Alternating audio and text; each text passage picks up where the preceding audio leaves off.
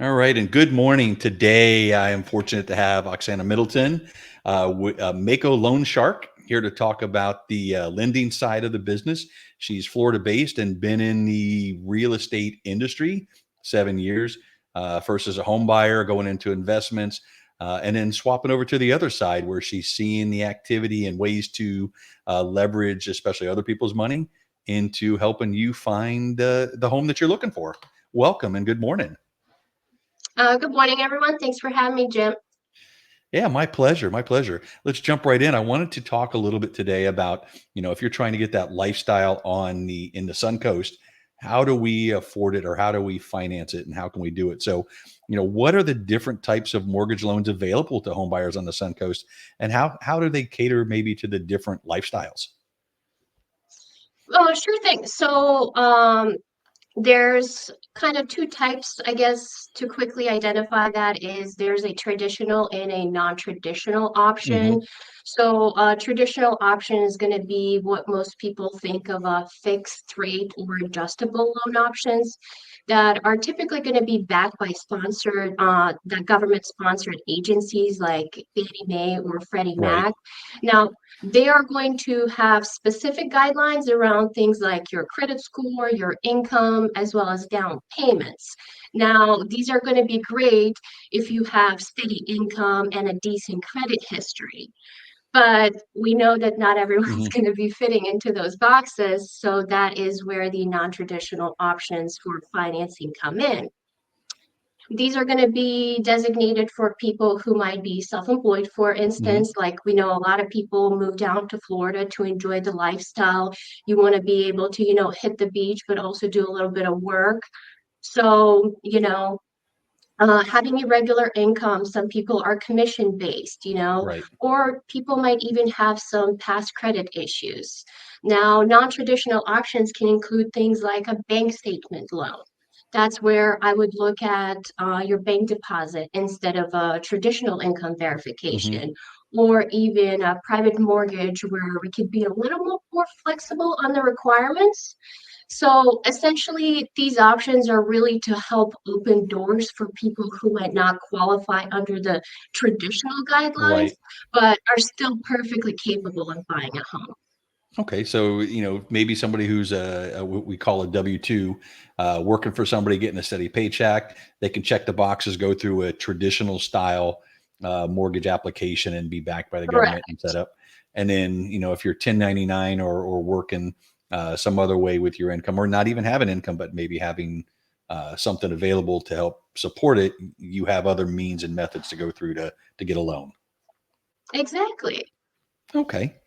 How are the current trends in mortgage interest rates impacting home buyers on the Sun Coast?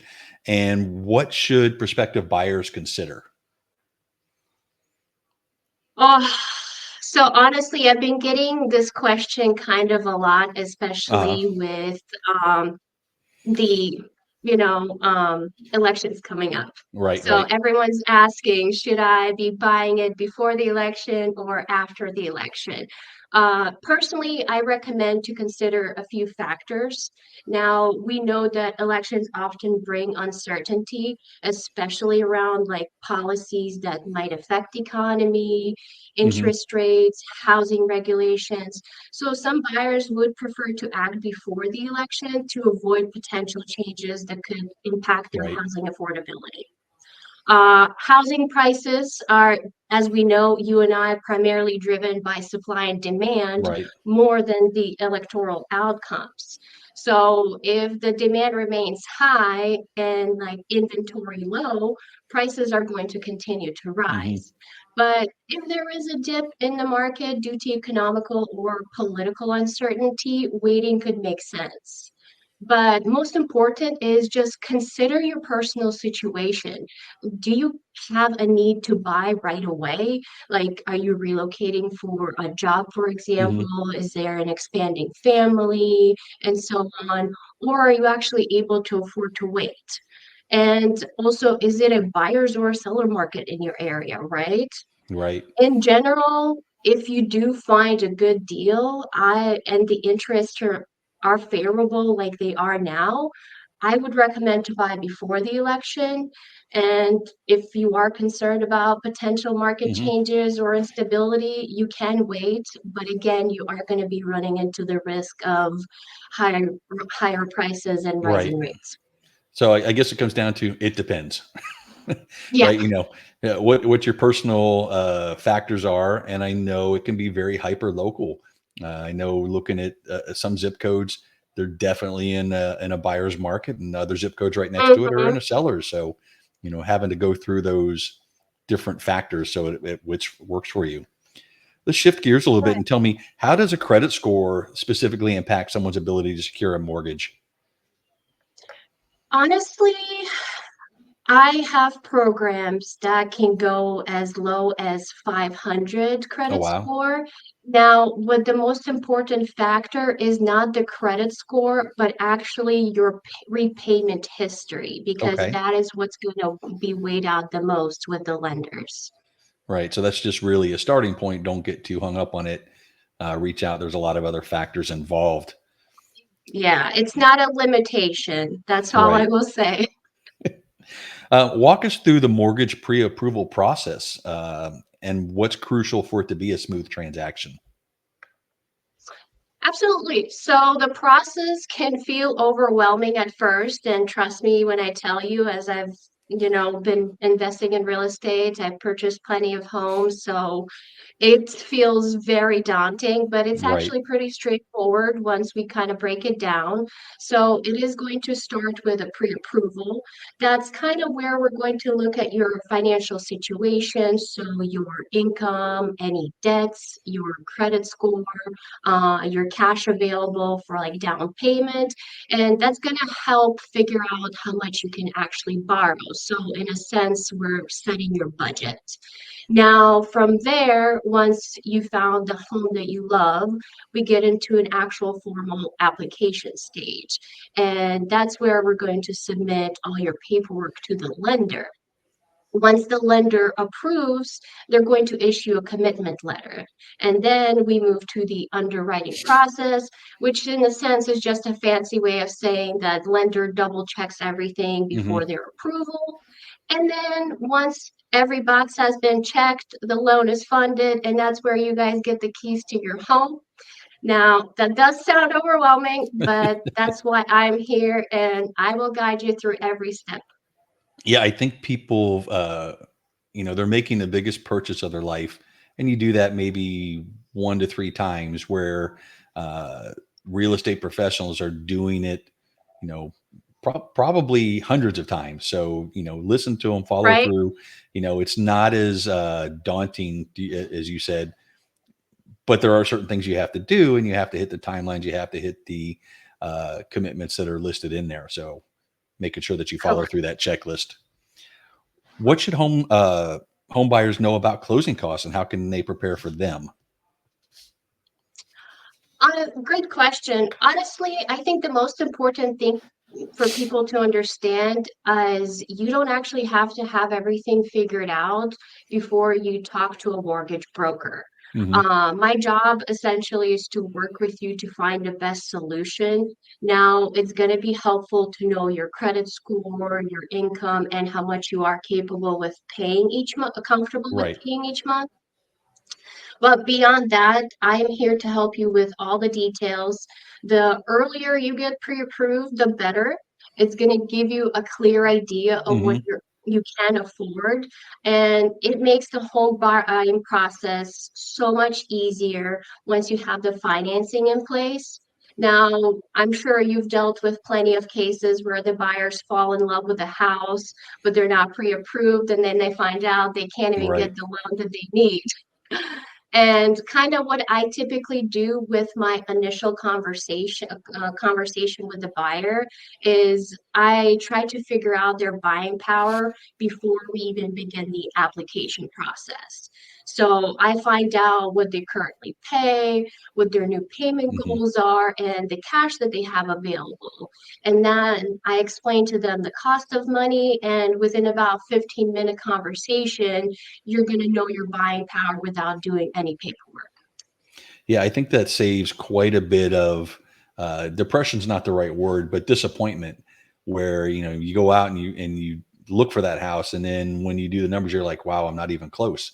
So having Mhm, that framework of knowing exactly what you can do, there's a lot of options within the framework, but you got to know the framework. And when we correct. look at that, how does the down payment impact the terms and options for a mortgage loan? There are multiple options. I have programs anywhere from 0 down payment to, as high as 20. The one thing to consider is the more money you borrow from the lender, the higher your interest rate is going to cost. Hmm. The riskier your loan, that's kind of Right. how the lender is going to assess you. So the more you're able to buy up front, essentially is going to help you in the long run. Okay. What advice would you give to a first-time home buyer on the Suncoast as they navigate the mortgage market? I would say don't be afraid to start the conversation. There is a lot of flexibility out there with alternative financing options. And even if you think you guys are not ready, talking to a mortgage broker can help you understand the exact steps that you need to Hmm. take. It could be working on your credit, saving for a down payment, or even exploring non-traditional options. So there is a home ownership path to almost everyone. Would you say that it's very different than what our parents faced when they came in and it was 20% down and you got your loan, and that was your option? Now, working with people and talking to them, you have 0% down, 5% down. You could go traditional and 20% down, but the options seem that there's a lot more of them. That is correct. So I actually immigrated to United States a little over 20 years ago. So my mom was the first time Hmm. home buyer herself when we got into it. So just to actually have the opportunity as an immigrant to be able to own a house within the first year of moving into the country was mind blowing. And that just speaks volumes to the opportunities available Right. for homeownership. So, how could a Suncoast resident enhance their chances of securing mortgage approval, whether it's local market conditions or unique circumstances? Again, I would just say start the conversation with the mortgage broker. That way we can assess kind of a baseline of where you're at and what you need to do to improve in order to have a higher buying Hmm. power. Okay. What role does debt to income ratio play in mortgage applications? And how can buyers optimize that? So, debt to income ratio does play a huge role. Typically, any traditional Hmm. options, you would have to have a debt to income ratio of 49% or lower. Otherwise, they would not approve your loan. So, we would have to go and look for non-traditional options. Right. Or again, we would need to see how we can offset your debt to income ratio by either bringing in an additional borrower onto the loan or reducing your housing expenses.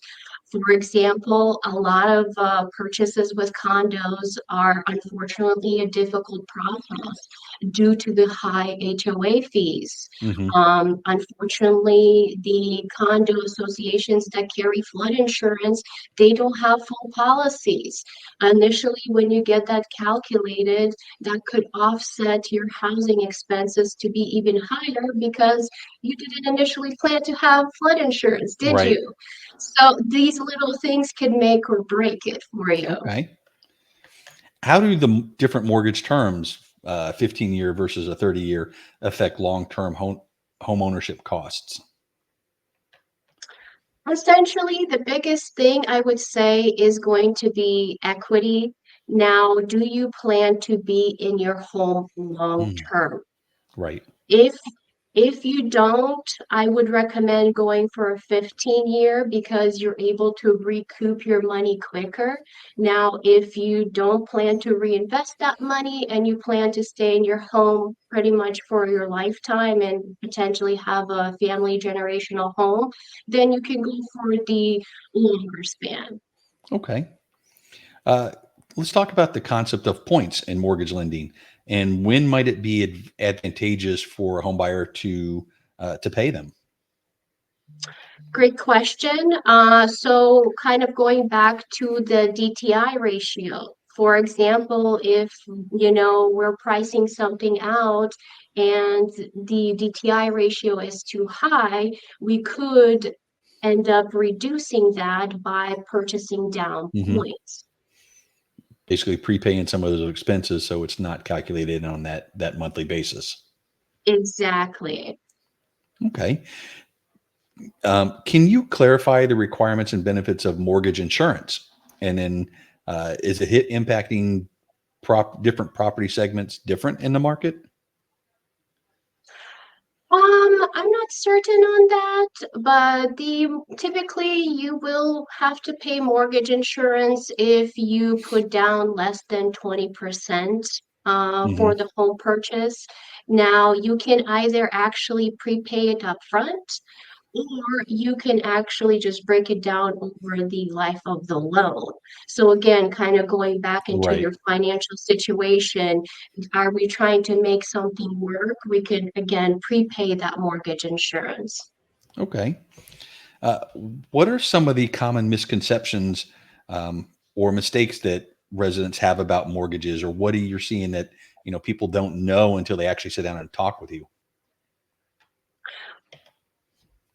That's a very good question. Oftentimes, just as a mortgage broker, I'm definitely seen with a negative stigma. Again, depends on the society that you were brought up in, because some people see mortgage as a form of debt.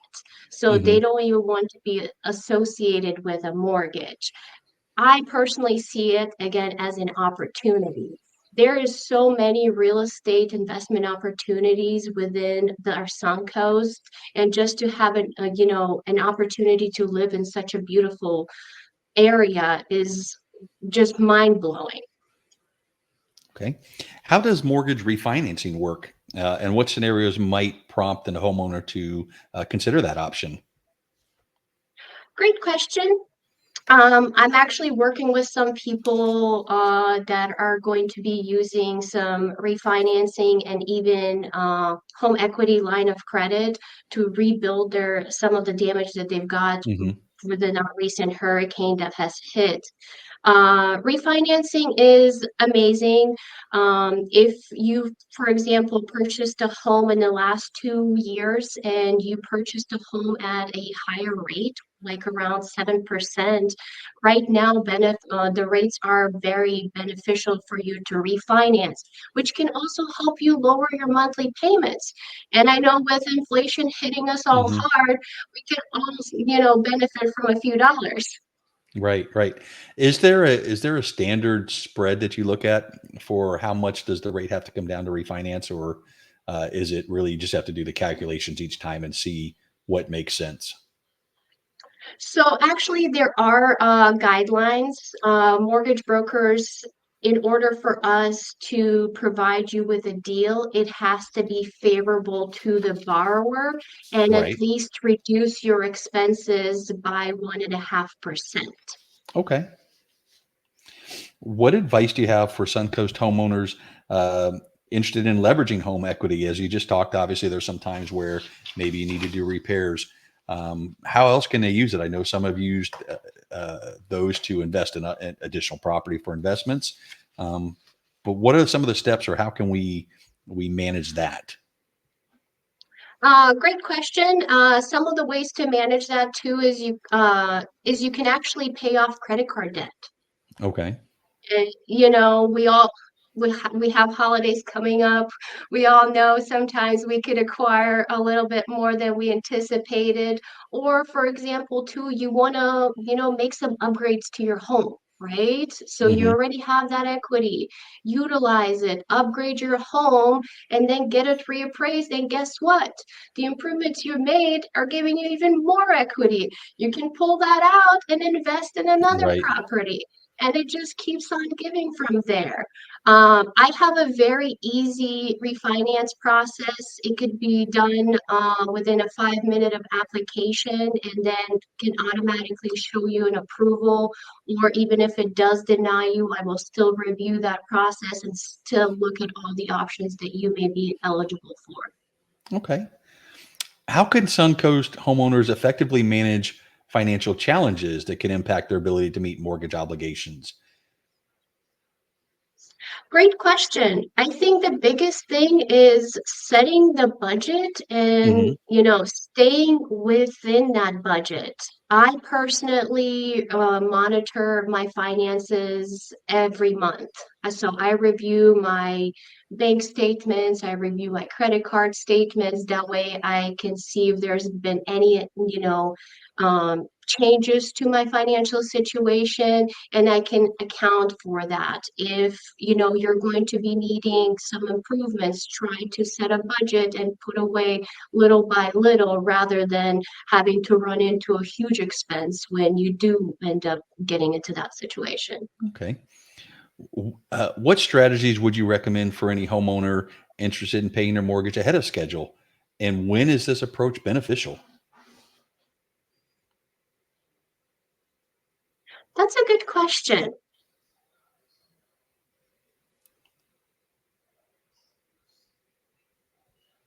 I've honestly never dealt with a person that wanted to pay off their mortgage like really quickly.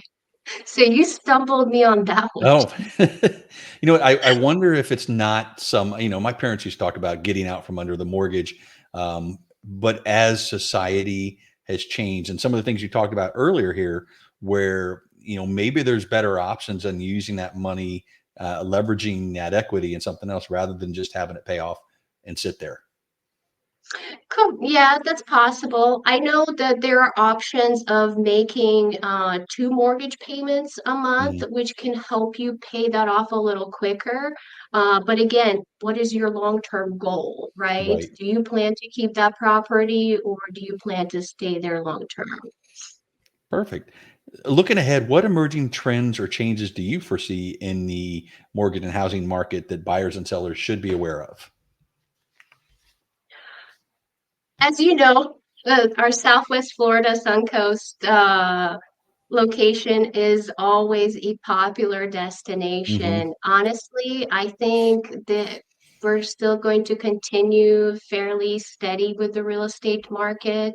I think we're definitely going to have a lot more non-traditional options for mortgages. Um, yeah. Yeah, awesome. Oksana, thank you for coming on. I want to thank you for coming in and giving some of that wisdom. I know, when I talk to my daughter, it's one of those daunting things. She's like, "Oh, what do I have to do to buy my own home?" So having those resources and steps, um, huge help. And obviously, we'll put the show notes for anybody that's interested or ask questions. They can reach out, touch base with you, and we'll go from there. So thank you again for coming out and spending the morning with me. Thank you, Jim. I'm always here to help anyone navigate the world of real estate finance.